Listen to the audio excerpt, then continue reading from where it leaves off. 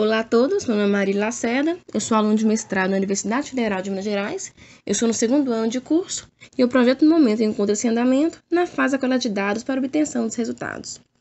O meu projeto, cujo tiro a teoria versus prática, as noções de sujeito para além das gramáticas, na perspectiva de alunos do ensino fundamental e médio, dentro da ótica funcionalista da linguagem, tem como objetivo investigar as diferentes noções atribuídas a um dos termos essenciais da oração, a categoria sujeito, uma vez se observa aplicações sintáticas, algumas divergências de ordem semântica, sintática e pragmática, entre o que é observado na prática e o que é prescrito pelas gramáticas normativas. Observe que as definições apresentadas abaixo apontam para diferentes traços considerados prototípicos do sujeito. A definição de Rocha Lima e Cunha Sintra é construída com base no traço pragmático cursivo do sujeito, o qual caracteriza o termo como ser sobre o qual se declara algo. Enquanto que a definição de Neto Infante Perini constitua a categoria com base no traço morfossintático, conforme o qual o sujeito é o termo que determina a concordância verbal. Já a definição de Bechara, ela foge das definições consagradas das gramáticas tradicionais e também das pedagógicas. O autor define o sujeito com base também no traço pragmático cursivo. No entanto, ele utiliza o conceito de tópico. E seu significado mais geral significa o elemento da sentença sobre o qual se diz alguma coisa. Essa definição, embora não difundida pela maioria das gramáticas tradicionais e não citadas nas gramáticas pedagógicas, elas comparam com a definição pragmática preconizada na maioria das gramáticas, embora apresentem algumas diferenças, algumas divergências, que serão detalhadas na dissertação. Considerando que as contradições em relação à definição da categoria sujeito impactam diretamente na compreensão que o aluno tem sobre esse elemento linguístico, né, e também da língua, faz necessário investigar as razões que impulsionam essa divergência entre a teoria e a praxis, a fim de detectar as falhas teóricas presentes nessas definições, além de contribuir para o ensino de gramática que considera as unidades gramaticais e suas funções dentro do discurso e das interações comunicativas. O objetivo geral dessa pesquisa é investigar as razões de natureza sintática, semântica e pragmática que estão por trás da prática de identificação do sujeito, na intenção de verificar quais noções e categorias são prevalecentes nos processos de análise sintática para alunos do ensino fundamental e médio. Busca também analisar os casos de sujeito desviando do conceito prototípico, isto é, aquele que apresenta os traços mais concordância verbal, mais anteposto ao verbo, mais tópico, mais agente, coletando e apresentando evidências de afastamento do protótipo da consequente dificuldade exibida pelos alunos, o reconhecimento do termo, quando há esse distanciamento. Além disso, que eu busco somar o ensino de língua portuguesa, propiciando subsídios para o ensino de uma gramática não somente de normas, mas também descreve e explica os fatos linguísticos, provocando reflexões por parte dos alunos e também professores em sala de aula. A proposta da pesquisa tem como influência teórica trabalhos realizados por autores como Pontes, Descartes, Saraiva e Costa, que desenvolveram trabalhos no tocante à categoria sujeito. Além disso, apoia-se em linguística funcional centrada no uso, que tem por base vertentes funcional e cognitiva. Ambas as vertentes assumem que os usos linguísticos são resultados da relação entre linguagem, cognição e ambiente sócio-histórico. Seguindo esse pressuposto, o sujeito, na perspectiva funcionalista, ele é construído sobre bases sintáticas, semânticas e pragmáticas. A noção dessa categoria, segundo essa vertente, integra sintaxe e semântica em função de um contexto pragmático em qual aparece. A principal questão que funciona essa pesquisa é que se observa um distanciamento entre as características do sujeito, normalmente tidas como prototípicas, e o que observar nas ocorrências reais da língua.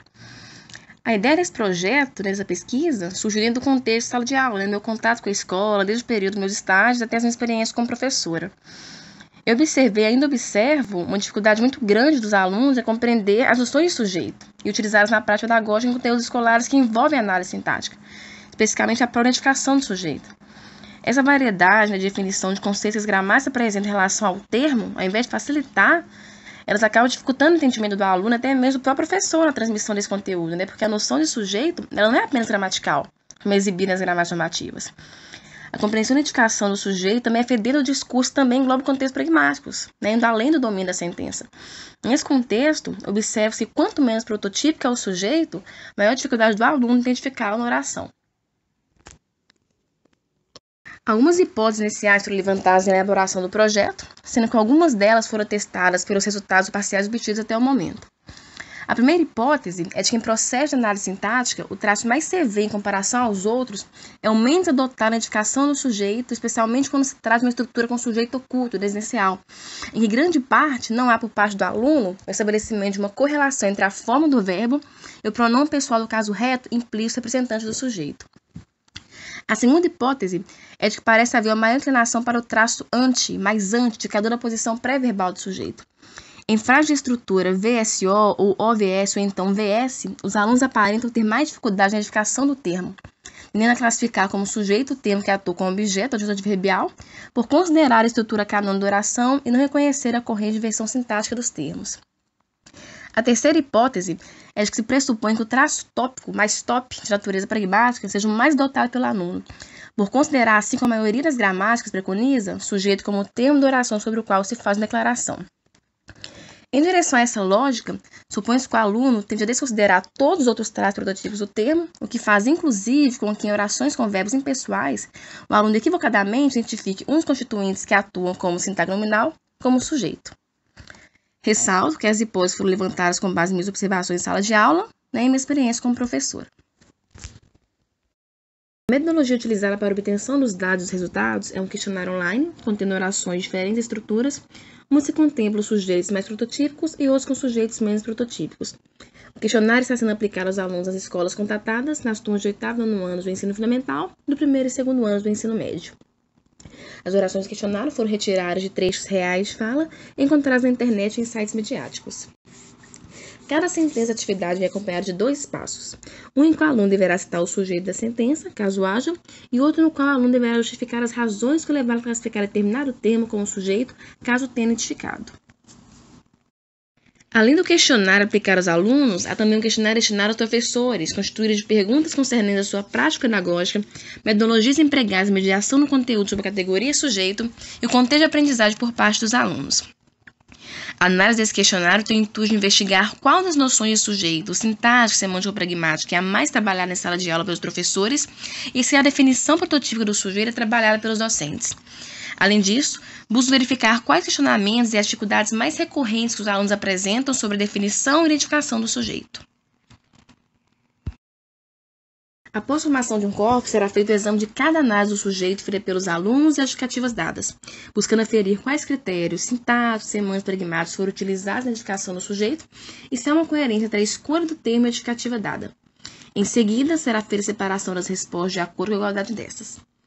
Depois realizaria uma análise estatística das sentenças, em que será feita a contagem das respostas conforme o critério em que se encaixam. Para a sistematização dos dados, serão elaboradas 3 tabelas. A primeira consiste na distribuição da sentença conforme o grau de prototipicidade do seu sujeito, admitindo os traços mais CV, mais anti, mais agente, mais tópico. A segunda tabela sintetizará a quantidade de vezes que cada sentença tem seu sujeito identificado corretamente, e caso haja ocorrência, a quantidade de vezes que cada frase apresentou a resposta, ou seja, a marcação do sujeito e a justificativa. A terceira tabela esquematizará a distribuição da sentença conforme o critério utilizado para sua identificação. Isto é, quais orações tiveram o sujeito analisado com base em uma noção sintática, semântica ou pragmática, ou as 3 juntamente. Essa contagem com o objetivo verificar qual noção do sujeito é a mais dominante e se essa aproxima-se à face do conceito prototípico. Essa pesquisa ainda encontra-se em fase de andamento, mas é possível levantar algumas considerações iniciais após a análise de uma pequena amostra de 36 questionários coletados até o momento.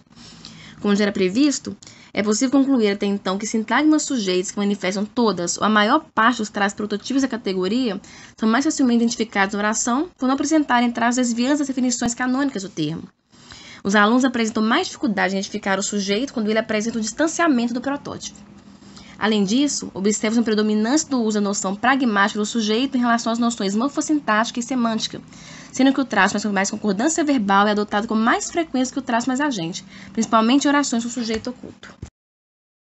A análise dos resultados obtidos também confirma 2 hipóteses previstas na dissertação e introdução. A hipótese que o traço mais top de natureza pragmática seja o mais adotado pelo aluno, fazendo com que, inclusive em oração com verbos impessoais, se identifique algum constituinte nominal da oração como sujeito.